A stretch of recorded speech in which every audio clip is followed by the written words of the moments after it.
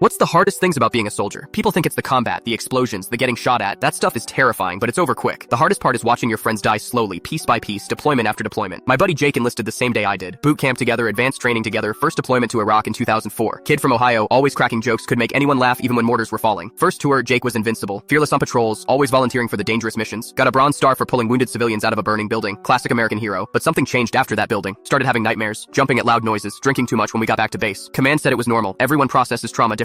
Second deployment, Afghanistan 2006. Jake was different. Paranoid, aggressive, couldn't sleep. Medic gave him sleeping pills, didn't help. He'd patrol the base perimeter at 3 a.m., convinced Taliban were tunneling under us. During firefights, he'd freeze up. Guy who used to charge machine gun nests would just stand there, shaking. Had to pull him off point duty. He knew what was happening to him, which made it worse. I'm broken, he told me one night. Something inside me just stopped working. Third deployment, Iraq again, 2008. Jake was barely functional. Medic wanted to send him home. Jake refused. Said his wife would leave him if she saw what he'd become. He started taking risks. Stupid ones. Walking point through known IED areas. Volunteering for suicide missions. Not because he was brave anymore, but because he wanted it to end. The worst part? Command kept deploying him. Experienced soldier, they said. We need veterans like Jake. They needed bodies, not healthy minds. I watched my best friend disappear inside his own head. The guy who used to tell jokes became silent. The fearless leader became a liability. The brother I'd known for years became a stranger. Jake made it through that deployment. Got home in 2009. Divorced within 6 months. Wife said she couldn't handle the nightmares, the drinking, the violent outbursts. Took their daughter and moved back to her parents. Found Jake in his apartment 3 weeks later. Single gunshot wound to the head. Note said he was sorry for being weak. 22 years old. Survived 3 combat tours and died from an enemy he couldn't see. The funeral was full of soldiers. Half of them looked just like Jake did toward the end. Hollow eyes, forced smiles, barely holding it together. I knew some of them wouldn't make it either. That's when I understood the real war. Not the one against insurgents or Taliban. The one inside our heads. The enemy that follows you home, lives in your dreams, turns your own mind against you. I got out after Jake died. Couldn't watch more friends disappear, but the damage was done. I'd lost my best friend twice. Once to war, once to suicide. The second death was harder because I saw it coming and couldn't stop it. Military taught us to fight every enemy except the one that mattered most. The one that lives between your ears. The one that whispers you're broken, worthless, better off dead. 20 veterans kill themselves every day. Not from bullets or bombs, from silence, from shame, from a system that treats mental wounds like character flaws. That's the hardest thing about being a soldier. Not the dying, the living. Watching strong men crumble under invisible weight. Seeing heroes become casualties of a war that never really ends. People thank us for our service, but the real service is what comes after. Learning to live with what we've seen, what we've done, who we've lost.